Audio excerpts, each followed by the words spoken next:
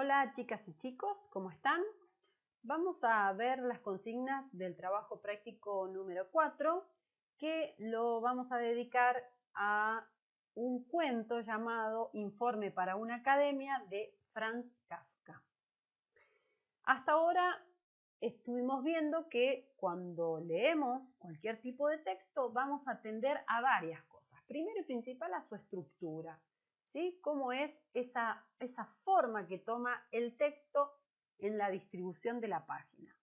Vamos también a ver las finalidades del texto, si es informativo, si es para el placer estético, es decir, si es literario, o si quiere darnos un tema, explicar un tema, entre otras cuestiones, o periodístico, por ejemplo.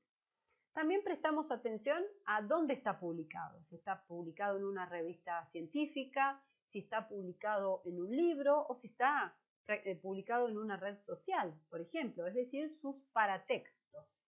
Otra cosa a la que le vamos a prestar atención es el contenido. ¿Cómo habla ese texto? ¿Qué lenguaje usa? Si usa recursos, ¿qué tipo de recursos? Si usa recursos argumentativos, va a ser un texto argumentativo. Si usa recursos líricos, va a ser un poema, entre otros. Todas estas consideraciones nos van a predisponer como lectores frente a ese texto. Y también vamos a hacer uso de las competencias culturales lingüísticas para favorecer la comprensión.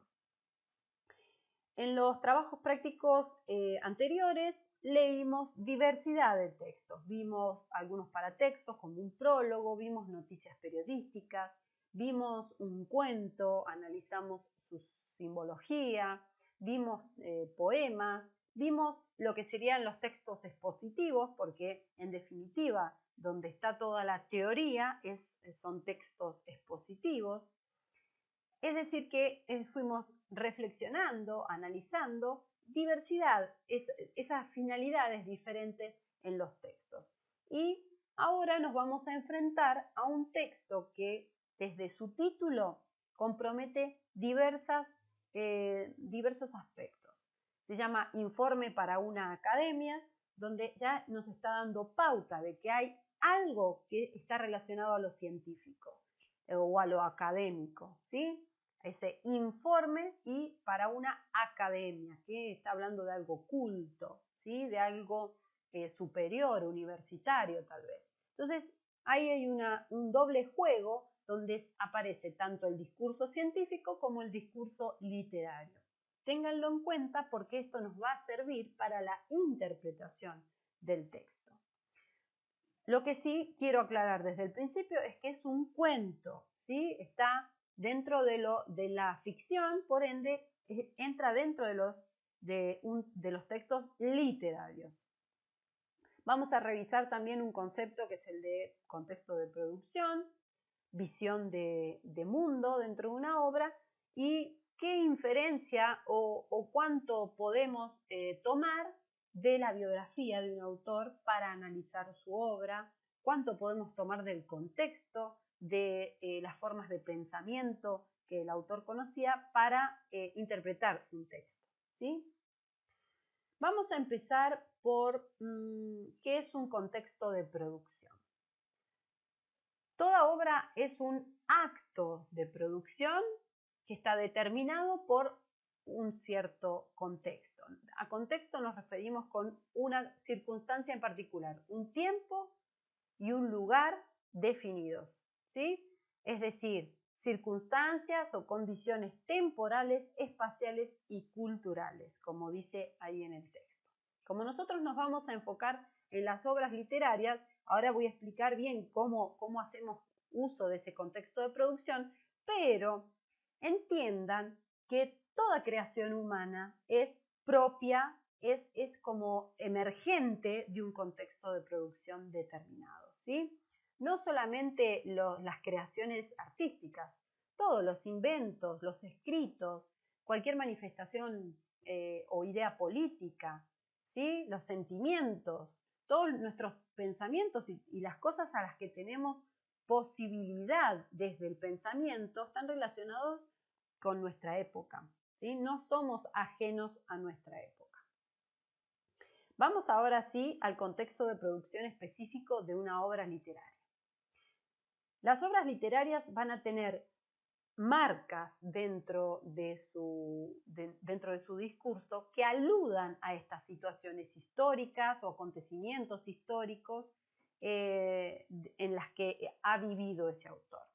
Tendencias, acontecimientos, movimientos sociales, políticos, hasta incluso los artísticos, porque les va a dar va a estar teñida de ese movimiento artístico al que pertenece el autor y la obra, ¿sí? Va a tener que ver con todo movimiento, todo pensamiento filosófico de esa época. Es decir, todo eso, todas esas tendencias, acontecimientos, van a marcar un paradigma de pensamiento, ¿sí? Que va a marcar a una generación de hombres y mujeres dedicados al pensamiento, a la intelectualidad, al arte, entre otros. Otra cuestión que va a estar haciendo referencia al contexto de producción son las circunstancias de vida y la biografía del autor, es decir, cómo atravesó su infancia, cómo era su familia, ¿sí? Y todos los acontecimientos que estuvieron relacionados a su vida privada. Otro punto del contexto serían las relaciones entre las artes, entre la literatura y otras manifestaciones del arte, como sucede, por ejemplo, en las vanguardias, ¿sí? Que primero aparecieron las vanguardias en lo pictórico, en la pintura, y luego eso se trasladó a las manifestaciones literarias. También tenemos en cuenta las costumbres, los hábitos de la época en que transcurre o ha sido escrita la obra, porque podemos escribir una obra hoy. Hoy puedo escribir una obra acerca de una situación que pasó en un pasado, ¿sí? Hace un siglo atrás, por ejemplo, pero todo va a estar teñido por mi propia experiencia de vida. También, como les decía recién, el movimiento literario al que pertenece la obra, las ideas religiosas de este paradigma, filosóficas, la biografía del autor, y también el autor va a estar escribiendo en función de un lector. Nunca está desatendido ese otro lado, es decir, qué tipo de comentarios o críticas van a surgir al momento de la publicación o que el autor las pueda predecir, ¿sí? Por ejemplo, los autores que escribían en su época cuestiones que sabían que iban a ser censuradas, por ejemplo, o autores que escribieron la primera parte y al leer las críticas o comentarios que se hacen de esa primera parte, revisan una segunda parte de esa obra, como sucedió con el Quijote o con nuestro Martín Fierro, ¿sí? Que tuvo un periodo entre ambas partes en las que el autor revisa esos comentarios y esas críticas que recibe la primera parte. Bien, este contexto de producción es lo que nos va a permitir comprender algunas motivaciones o algunos significados que aparecen en la obra. Podemos pensar las intertextualidades, por ejemplo, ¿sí? Entonces, el contexto de producción es el mundo social y personal que vive el autor de una obra, que se va a ver reflejado en su obra artística, ¿sí? Por lo general, el contexto de producción no va a coincidir con el contexto de recepción, que eso ya le pertenece al lector. Por lo general, uno lee una obra cuando ya fue publicada, después de que fue publicada, ¿no? Entonces tenemos una distancia, tal vez de meses o años, o incluso siglos también, entre lo que escribió el autor y nosotros que somos los lectores. Ese se llama el contexto de recepción de una obra, es decir, el momento actual, el momento histórico en el que el lector está leyendo esa obra, ¿sí? Ténganlo en cuenta también. Como les dije, dentro de una obra literaria va a haber ciertas marcas subjetivas de ese paso del autor por ese contexto de producción. Así que si nosotros logramos descifrar esas marcas del autor, de su biografía, de su pensamiento en su obra literaria, nos va a enriquecer la lectura y la interpretación. Vamos a llegar a una interpretación mucho más profunda si logramos ver ese contexto de producción. Ahora, si la obra en cuestión nos causa mucho desinterés, probablemente sea porque los contextos de producción y de recepción son demasiado diferentes. Entonces, para que una obra que está muy alejada de mí en mi contexto, porque tiene que ver con, no sé, con el 1700 y realmente los pensamientos o los temas de interés del 1700 no son los mismos que los nuestros en el 2021, lo que puedo hacer yo para entender o comprender qué pasaba es justamente obtener esa información, buscar qué pasaba, la biografía del autor, qué le pasaba por la cabeza para poder escribir esa obra. Y por último, como un puntito más para una curiosidad, es que no siempre un autor escribe un reflejo de lo que está viviendo. No siempre. A veces ese autor rompe con su contexto de producción, rompe con las reglas, con las normativas, o sea, es decir, su obra plantea una ruptura, ¿sí? Como pasa con las obras, por ejemplo, vanguardistas o con las obras de ciencia ficción, sin ir más lejos, donde podemos atravesar el contexto de producción gracias a ese pensamiento, a esa ruptura con su pensamiento, con el pensamiento de su época. Si no, todo sería estático, si no, el arte sería estático. Y como sabemos, el arte es totalmente flexible y es producto de una sociedad y como sociedad cambia todos los días la sociedad. ¿Sí?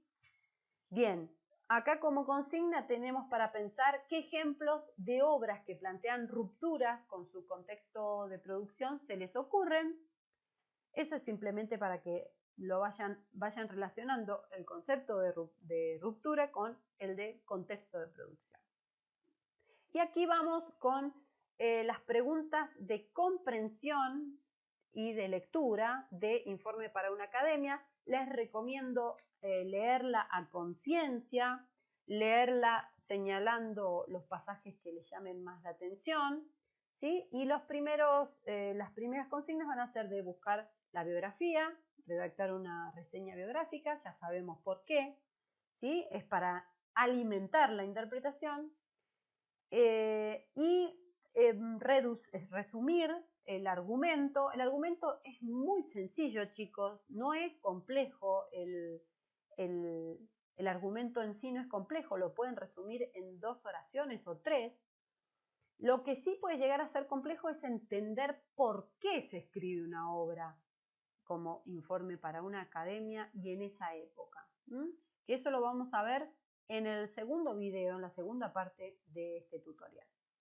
La consigna 4 es identificar el narrador. Es muy sencillo, puede ser es un narrador en primera persona, ¿sí? Así que va a ser muy fácil.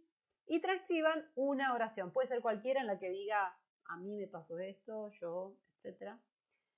La consigna 5 es cómo es el lenguaje usado en el texto. Fíjense que no les estoy pidiendo que me digan es un lenguaje divertido, sino que analicen, y ya en el título lo está diciendo, y ya lo dije yo también, qué tipo de lenguaje, que hay algo muy particular y muy específico, ¿sí?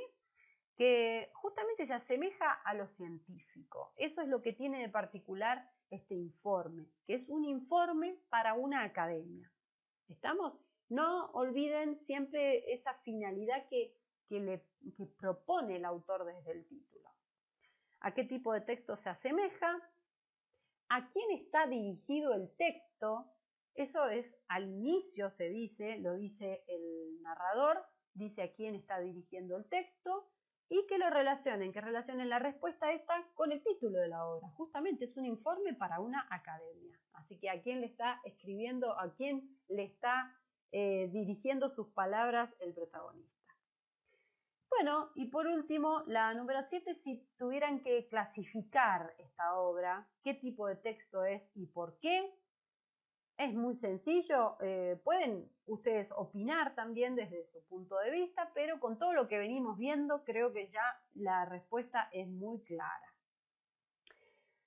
El resto del artículo, de las preguntas vienen a cuenta de puntualmente cosas que suceden en la obra, cómo se llama el protagonista, cómo adquiere su nombre, cuántos años han pasado, bla, bla, bla. Todo esto es todo un listado de preguntas muy puntuales que deben extraer información del texto, ¿sí? No tienen que inferir nada, no tienen que pensar, reflexionar, sino solamente en la última, sí, en la última van a tener en la número 33, dice, ¿por qué creen que el protagonista realiza este informe? ¿Para qué lo hace? Él lo explica, pero ustedes, ¿para qué piensan que lo hace? Y por último, vamos a interpretar, que esta parte ya lo voy a explicar en el segundo tutorial, ya que vamos a ver justamente el contexto, la biografía del autor, la visión de mundo del autor y cómo lo relacionamos con el pensamiento de una época. Por último, la reflexión de ustedes, la consigna 35, es que redacten ese texto expresando lo que ustedes piensan, explicando el contexto de producción, la interpretación que han tenido ustedes, pero no se les pide que inventen una nueva interpretación, sino que se ayuden de todo el próximo tutorial, donde yo voy a explicarles esa mirada, esa visión de mundo, y junto con esa información que les voy a dar yo, ustedes redacten su propio ensayo breve de una página, de una carilla nada más, y ahí que opinen un poquito acerca de la lectura de este texto, qué les pareció, qué sintieron, que piensen en esto del contexto de producción tan alejado de nuestro contexto de recepción del texto, que piensen en eso y con qué lo pueden relacionar. Bueno, chicos, espero que se hayan comprendido las consignas. Ahora en el segundo tutorial viene la parte para que puedan hacer las consignas 34 y 35 más sueltos, ¿sí? Con mucha más información. Chau, hasta luego.